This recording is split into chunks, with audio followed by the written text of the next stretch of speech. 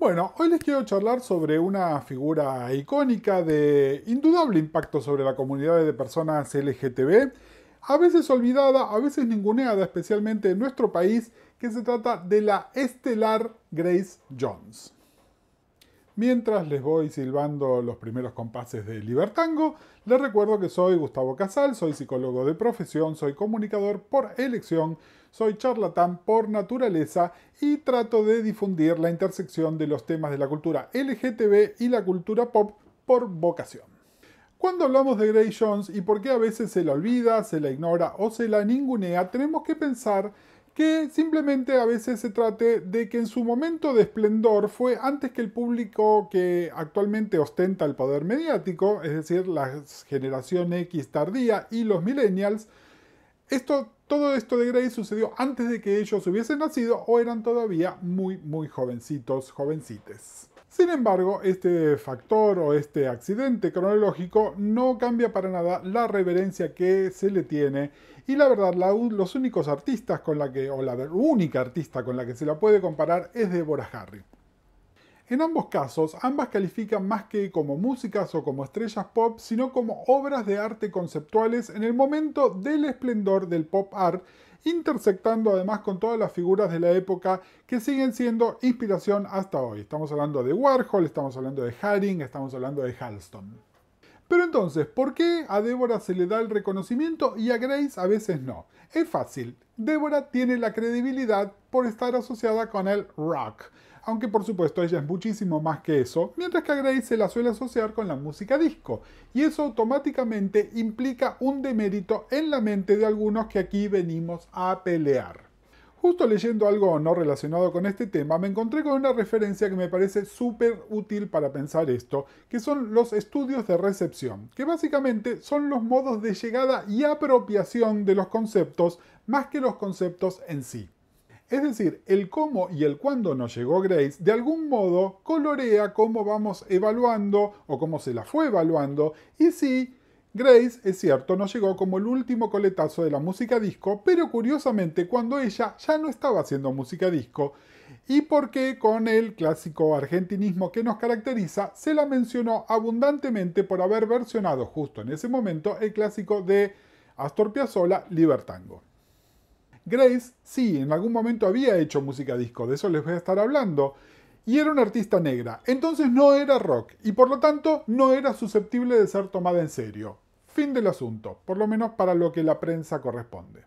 Otro día, seguramente este año, vamos a estar hablando de la música disco como verdadera expresión celebratoria de grupos estructuralmente relegados, los negros, los latinos, los varones gays, las personas trans, pero por ahora nos quedamos con la contracara de eso, que es la recepción racista y homodiante que llevó a la cancelación de montones, con montones y montones de comillas, de la música disco y todos los artistas asociados con ella. O, qué curioso, la mayoría de estos artistas negros o los Bee Gees. Otro día hablamos de los Bee Gees. A tal punto llega este prejuicio de recepción que nunca repararon, por ejemplo, en la conexión de Grace con Jamaica, el reggae, el porro, que tanto le gusta al chongo rockero argentino. No, pero Grace feo, caca, disco. Así que, sé que lo estaban extrañando, es hora de poner un poco de ¡contexto histórico! Grace Beverly Jones nació en Jamaica en una fecha que jamás fue confirmada, pero digamos que fue en algún momento de la segunda mitad de los años 40. Es nieta de figuras muy influyentes en la isla, poscoloniales y educadas por parte de padre y ultra religiosas y bien afro por parte de madre. De hecho, la figura que más la marcó fue su tiránico abuelo materno, que era una de las máximas autoridades de la iglesia jamaiquina, y ella quedó a cargo de él y su esposa cuando sus padres se fueron a probar suerte en los Estados Unidos. Finalmente, Grace, o mejor dicho como se la conocía en ese momento, Bev, por Beverly, se mudó a Nueva York y muy pronto empezó a socializar mucho con su hermano mayor Chris, que era obviamente gay y que con herramientas actuales podríamos pensar tal vez como no binario. Juntos empezaban a ir a bailar a clubes que podríamos llamar clubes para personas de la diversidad sexual y racial, es decir, clubes muy mixtos, donde se estaba cocinando algo musicalmente. Dense una idea, fines de los 60, principios de los 70. Bev fue a la universidad, estudió el idioma castellano, eh, obtuvo su título en eso, mientras los fines de semana despuntaba el vicio que tenía, que era por el baile, y en esa época conoció dos cosas que la marcarían muchísimo y una de ellas no se le esperan: los hippies y el teatro. Vamos a abrir estas dos pestañas. El hippismo fue sin lugar a dudas una forma de reacción a su crianza, que fue súper represiva, pero el verdadero atractivo para Grace era la manifestación súper fluida de la sexualidad, algo a lo que ella siempre se negó a renunciar y que ha manifestado desde de mil modos, ¿no? Desde los más evidentes que ya conocemos y que podemos ver, a vaya a saber cuántos que ella maneja en su intimidad o expresa en su arte. El amor por el teatro es su amor por la performance. Podemos pensar en Grace desde la música, podemos pensar a Grace desde las artes visuales, la podemos pensar desde la danza y hasta de la expresión corporal. Ella usa todos estos recursos en la performance. Es su manera de comunicarse con el público. Ella es arte, es expresión. Vía el teatro aparecieron también otras figuras que la siguieron acercando a la comunidad de varones gays. Mientras tanto, Bev, que era altísima, de piel muy oscura y unos pómulos increíbles, enseguida empezó a llamar la atención. Entonces se empezó a presentar, porque le dieron el consejo, en castings para ser de actriz, y hasta en algún momento llegó a participar de alguna película de Blaxploitation, pero enseguida le hicieron notar que su acento jamaiquino y muy educado no daba con el tipo de actriz gueto que estas películas estaban buscando, y que en realidad ella iba a hacer más dinero e iba a conseguir trabajo mucho más rápido trabajando como modelo.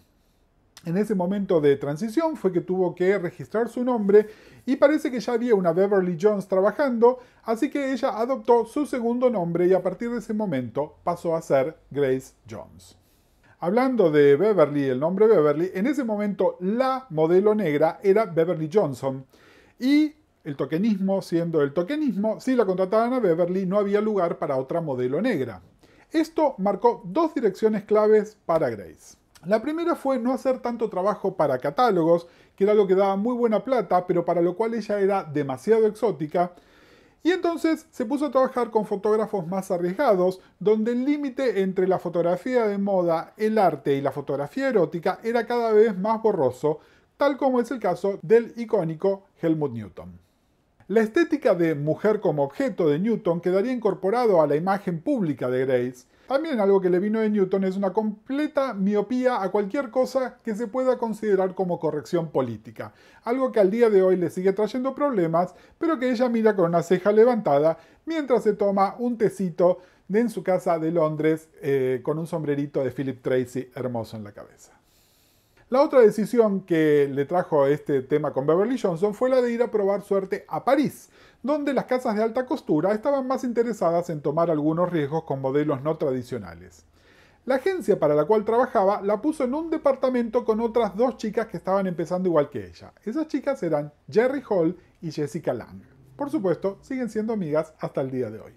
En París empezó a trabajar bastante y un poco a repetir su estilo de vida neoyorquino. Mucha noche rodeada de gente clave, especialmente del mundo de la moda y el arte.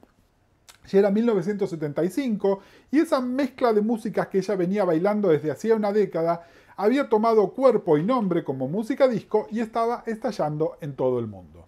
Y entonces aparecen tres tipos que son clave para su vida y para su carrera. Dos de ellos son artistas visuales, Richard Bernstein y Jean-Paul Godet, y el otro es el productor musical Tom Moulton.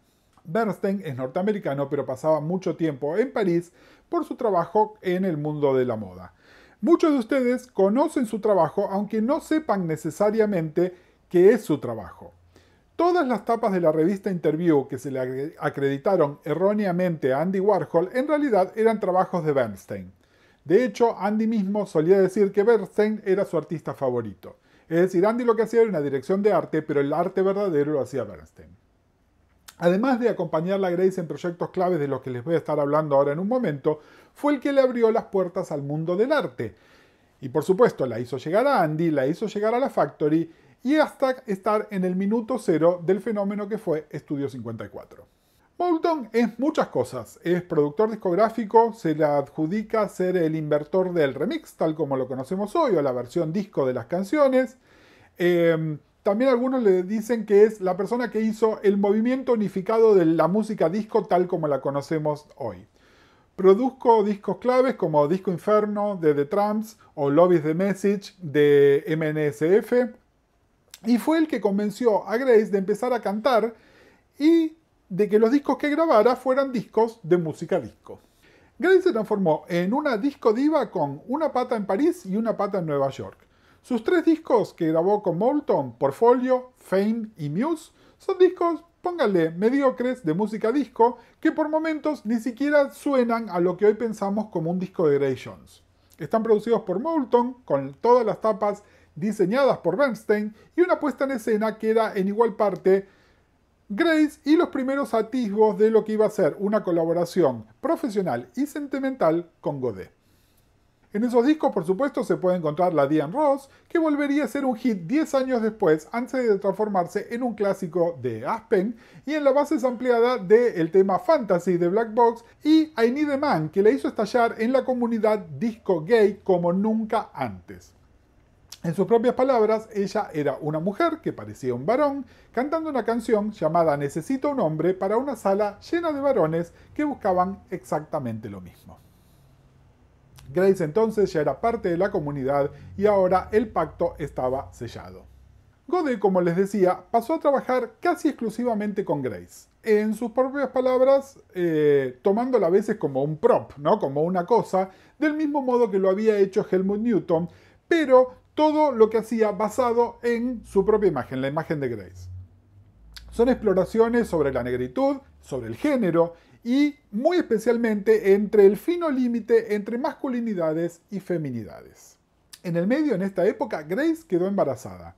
Decidieron tener a su hijo e hicieron un baby shower en el mítico Paradise Garage, el lugar más clave de la música disco y de los años 70. Así fue que nació Paulo Godet, que es el único hijo de Grace y es un músico artista visual que hace un tiempito además la hizo abuela. Lo que pasa es que había una gran desconexión entre Grace, que básicamente estaba haciendo performance art, y su management, que en realidad la quería transformar en un artista tipo Las Vegas. Finalmente, lograron como sortear esa diferencia que parecía irreconciliable, vendiendo el contrato que tenían de exclusividad con Grace a la compañía Island. El resultado sería magia. Island era en ese momento la compañía discográfica independiente más grande del mundo, creada por Chris Blackwell, que también era de origen jamaiquino y que es prácticamente el único responsable de la relevancia global de la música reggae y el ska, que son originales de Jamaica y él se encargó de distribuir por todo el mundo. Fue además el que publicó toda la música de Bob Marley, lo que lo hizo inmensamente rico. Grace y Blackwell se entendieron inmediatamente. La música se movía en otras direcciones, Grace lo sabía, Blackwell supo cómo canalizarlo. Le propuso a Grace volver a sus raíces, volver a Jamaica, volver al Caribe. La llevó a sus estudios en las Bahamas, Compass Point, y armó un equipo a prueba de balas. El productor Alex Sutkin, la base rítmica de los bajistas Robbie Shakespeare y el baterista Sly Dunbar, más conocidos como Sly and Robbie, el tecladista francés Wally Badarou y los guitarristas Mickey Chang y Barry Reynolds. A todo esto se agregaba un percusionista que era Uzziah Thompson. Esta banda, que inicialmente se armó solamente para este proyecto, para tocar en estos discos de Grace, se pasarían a conocer como los Compass Point All Stars. Con respecto a Alex Sutkin, los invito a escuchar un episodio de mi podcast producido por, que le dediqué, van a encontrar el link acá abajo, y es la primera de 3 veces que los voy a tener que referir a ese podcast durante este video. Entonces, Blackwell, Grace, Sutkin, tomando una página de lo que estaban haciendo bandas como Black Uru o Peel, grabaron 3 discos, que a los fines prácticos yo voy a estar hablando como si fuera un solo disco, pero en realidad son 3 piezas discretas que salieron en distintos años. Warm Leatherette, Nightclubbing y Living My Life.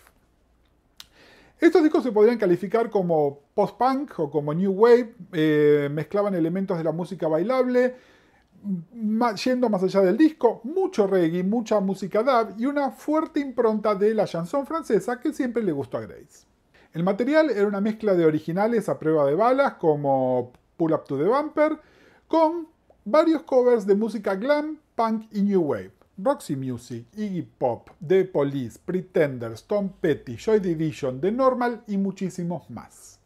De hecho, tengo muy presente algo que había escrito Roberto Pettinato en la revista El Expreso Imaginario, más o menos en esta época. Decía, Grace canta covers como si odiara los originales. Y la verdad, algo de eso hay, pero en realidad lo que está haciendo es reinventarlos. Warm Leatherette, que es la pieza de electropunk más estéril de la historia de la música, en voz de Grace pasa a ser un funk. She's Lost Control, cantado en primera persona, consigue una urgencia que rivaliza hasta el mismísimo Ian Curtis. Y Private Life, que Chrissie Hynde me disculpe, la quiero muchísimo, pero toma un tinte totalmente diferente cuando está cantado por una persona que efectivamente es una de las personas más famosas del mundo. Es en esta época donde Grace decide grabar Libertango y entra con fuerza en el inconsciente colectivo argentino. Ustedes conocen el meme de la argentinidad al palo y un poco de eso se puso en marcha. Contexto histórico otra vez.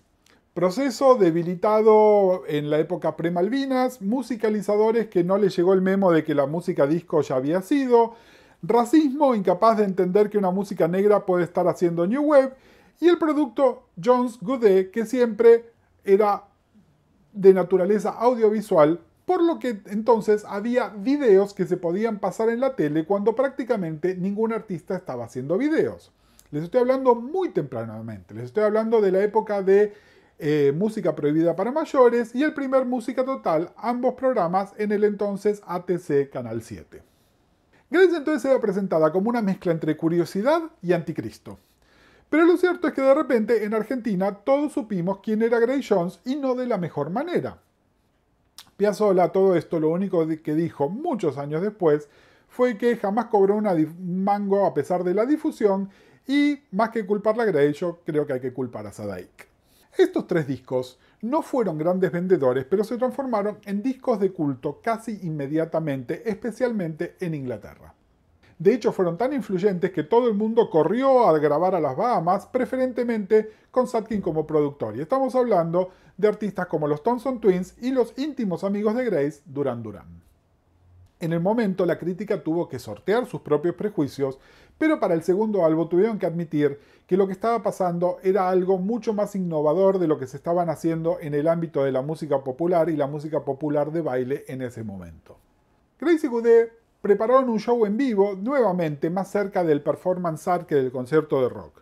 Sí, claro, el formato actual de la presentación de una cantante pop en el escenario, ya lo hemos dicho, lo inventó Madonna en el Virgin Tour, pero Madonna y sin lugar a dudas Björk, estoy seguro, tienen una copia en video de este show que se llama One Man Show en sus casitas y lo miran regularmente. Gaga probablemente también, pero luego de hacer ingeniería inversa sobre qué hacían los shows de Madonna y los de Björk. Esto, principio de los 80, es el comienzo de los años Hollywood de Grace, que nuevamente más personas suelen asociarla a ella con eso que a sus discos o la calidad de sus discos. La presentación personal de Grace, una mujer que se percibe como amenazante solamente por desafiar los estereotipos de feminidad y además exhibiendo de manera muy orgullosa su negritud, automáticamente la movieron al tope de todas las listas para ser de villana o de músculo de villanos en películas de acción.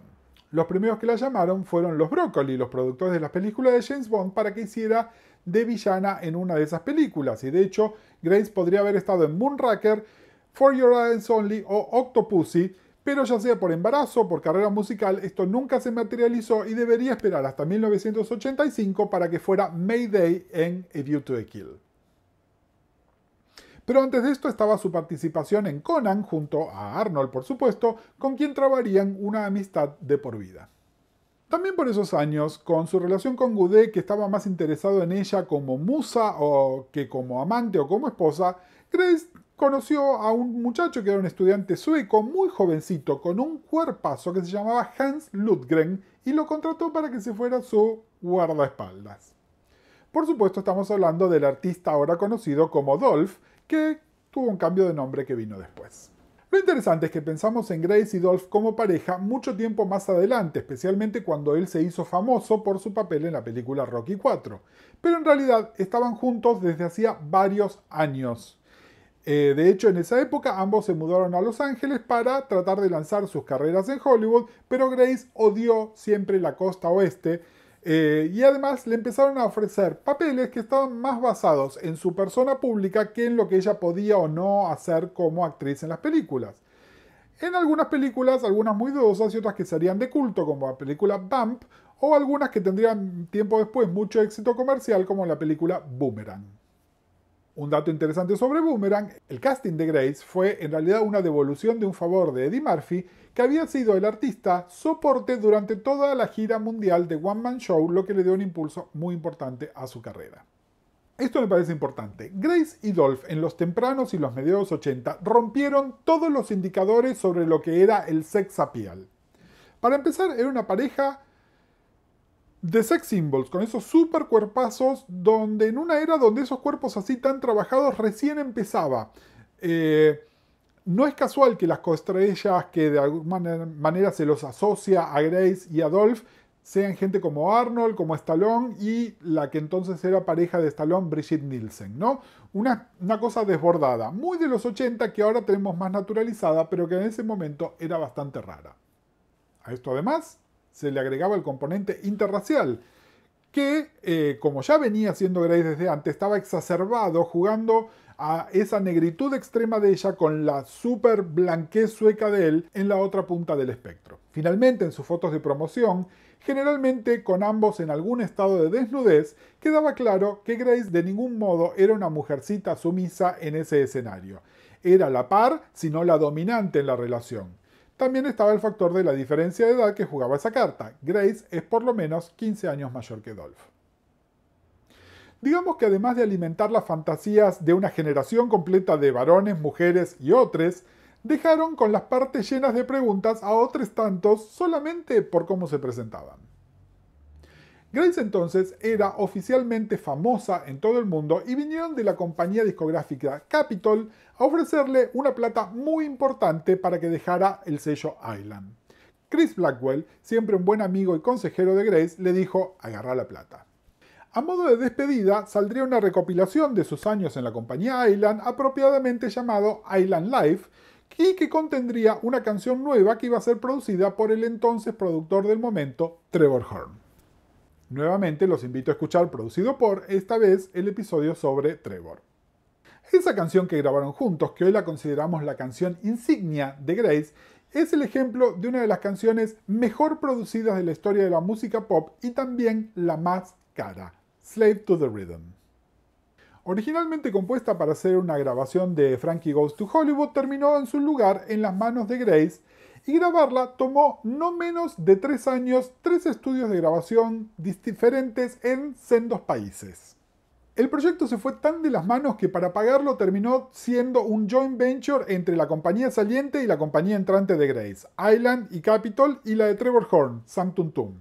Y como una forma de recuperar los costos, usaron las múltiples grabaciones que hizo Grace para distintas voces y tomas para hacer un disco completo que iba a tener el mismo nombre, Slave to the Rhythm, y que funciona además como una especie de biografía auditiva de Grace. En ese proyecto es que ella se conoce con Paul Morley, quien 3 años después escribiría una biografía más tradicional en formato de libro, y no les voy a mentir, en gran parte la información que tengo acá está tomada de ese libro.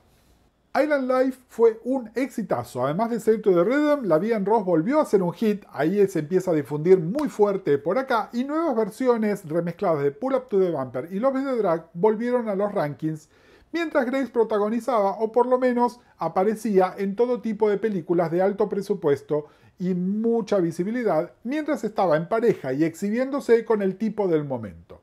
Digamos, esta es la etapa imperial de Grace.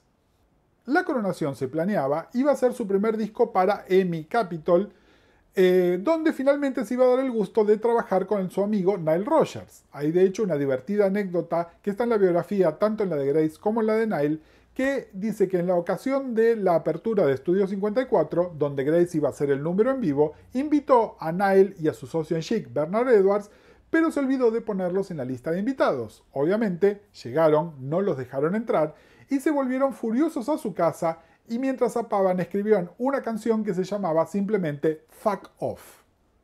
Por supuesto, ustedes conocen esa canción con un nombre mucho más apto para la radio, que es La Freak, donde Fuck Off se cambió por Freak Out.